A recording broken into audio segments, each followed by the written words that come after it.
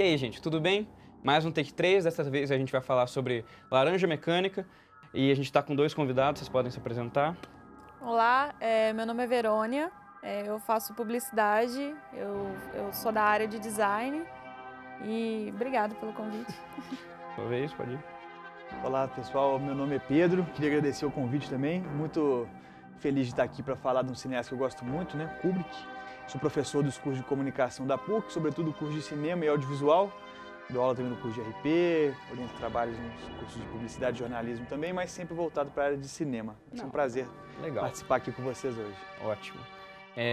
Então, gente, antes da gente dar continuidade aqui, a gente vai chamar uma produção da Faculdade de Comunicação e Artes.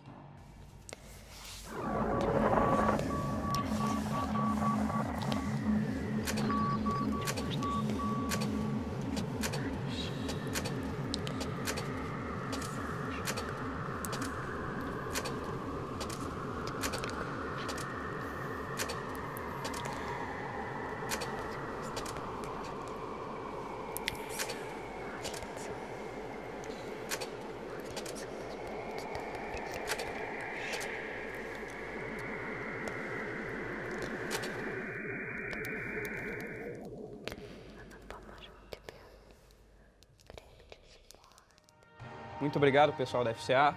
Então, antes da gente começar, eu queria saber, é um filme que ele divide opiniões, assim, eu queria saber se vocês gostam do filme, de qualquer coisa.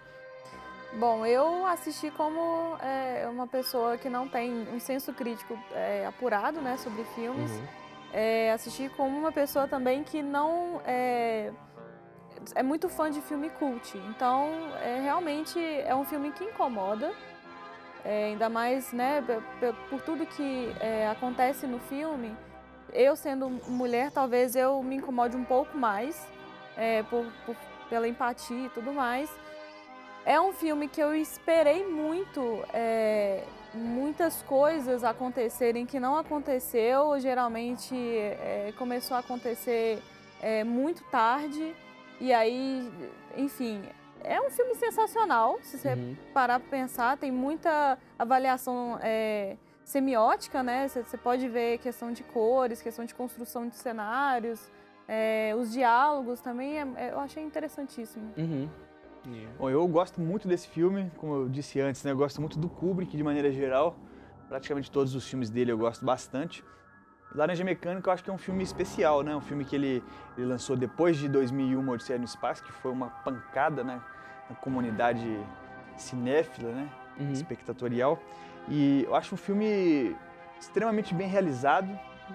Ele tem muito a cara do Kubrick, no rigor do Kubrick, de dirigir os atores, de colocar a câmera no lugar certo, de compor os enquadramentos da maneira assim, mais rigorosa possível, né? O Kubrick tem uma relação com o pictórico que é muito forte, vem uma influência muito grande do cinema russo, sobretudo o cinema do Eisenstein, que também tem assim, esse cuidado em compor bem a imagem como se estivesse compondo uma tela, uma pintura, né? Mais uma vez a gente vê no cinema do Kubrick uma crítica à sociedade patriarcal, aos homens que brincam com a guerra, né? A uma certa violência do Estado que se desdobra na violência das pessoas, na violência individual.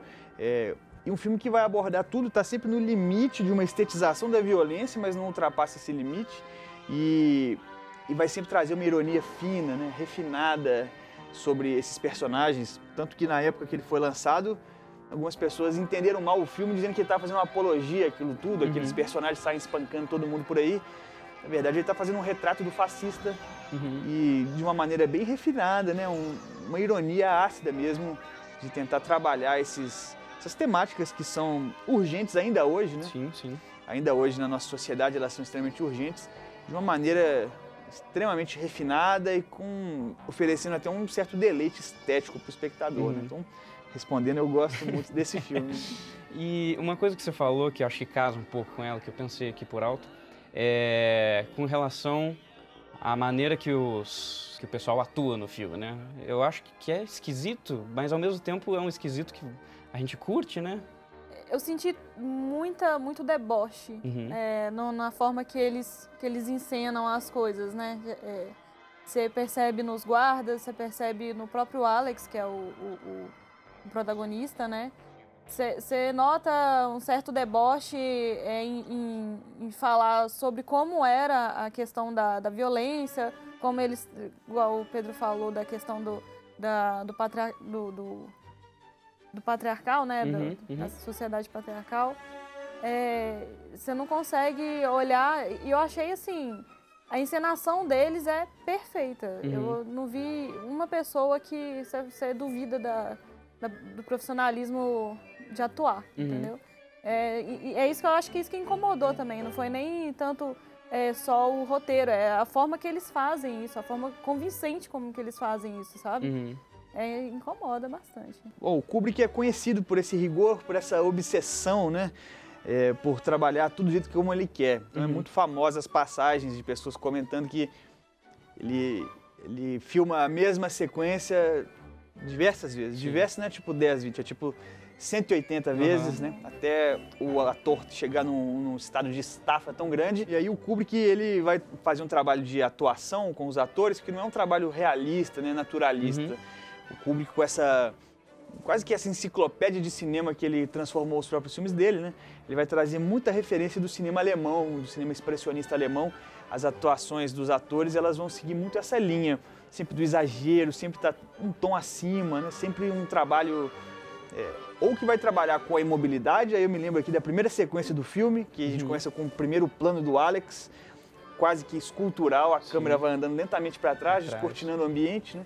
E a gente vê todos os seus companheiros e todas as pessoas em cena, sejam as pessoas e as próprias estátuas que estão lá naquele cenário, todo o ambiente, né? Todo mundo como se fosse um conjunto de esculturas, todo mundo bem posicionado, né? Colocado de maneira rigorosa, sem movimentar, né? Com o olhar sempre vidrado. E outros momentos de muita agitação, com muita teatralidade empregada nessas atuações. Outro momento, a primeira cena de violência sexual que a gente vê no filme, quando ele invade a casa do escritor, ele e a sua gangue, né?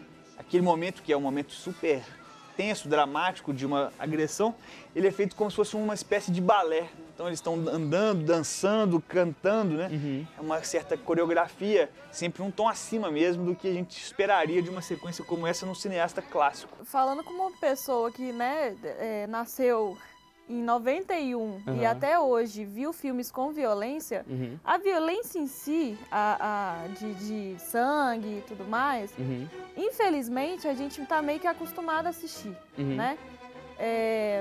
E eles tratam com tanta naturalidade, né, na hora que eles fazem as coisas, igual o Pedro falou da cena lá de invadir a casa do escritor.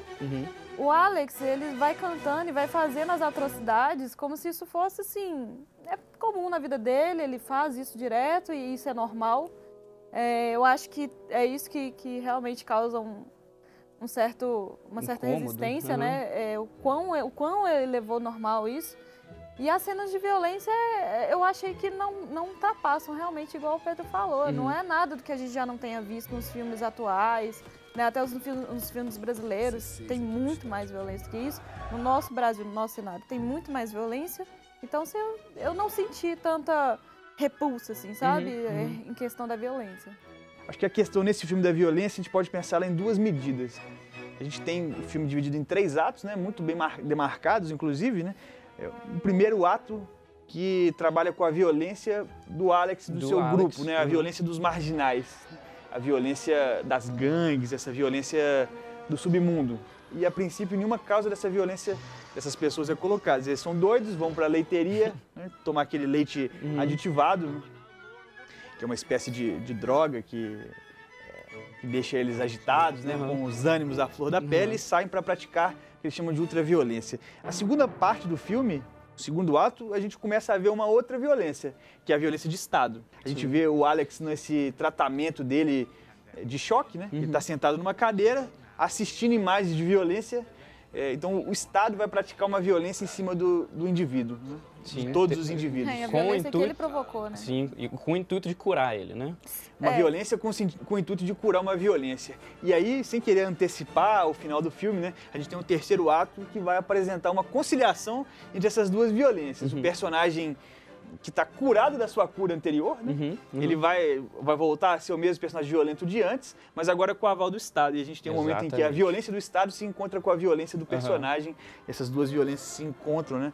Uma sequência belíssima, né? Assim, bastante festiva, até ironicamente festiva, né? Onde essa violência é legitimada tanto pelos cidadãos quanto pelo Estado. E o Kubrick sempre com esse olhar muito crítico, irônico, né? A todo esse jogo, né? Esse teatro social que é desempenhado por essas figuras, que são figuras alegóricas, né, que estão aí transitando ao longo de todo o filme, né? Então essa coisa da violência eu acho interessante no Kubrick, porque além de ser cenas de violência, imagens violentas, essa violência ela é sempre acompanhada por uma certa narrativa irônica, né? Ela não está ali de maneira gratuita, né? Sim. Não é somente um espetáculo da violência ou uma espetacularização da violência, como a gente vê em alguns filmes do Scorsese, por exemplo, Os Bons Companheiros, é uma ode à violência quase, né? Sim. Os filmes do Tarantino também, assim, é uma violência quase que gratuita, né? Outros filmes como Michael Haneke, tem um filme que chama Violência Gratuita. Ela não é gratuita de maneira nenhuma, ela é super irônica, sarcástica, né? Então, acho que quando a gente vê violência no filme, a gente tem que se perguntar assim, essa violência é acompanhada de que narrativa, assim, o que acompanha ela. E no caso do Kubrick, é essa crítica à própria violência do Estado, né? Pô, gente, muito legal. A gente vai encerrar por aqui a parte da TV. Se você quiser continuar com a gente, vai ter o link aqui para você ir para o YouTube. Então, acho que é isso mesmo, gente. Queria agradecer a vocês. Vamos continuar a conversa daqui a pouco. Então, é isso mesmo. Um abraço e tchau, tchau. Valeu.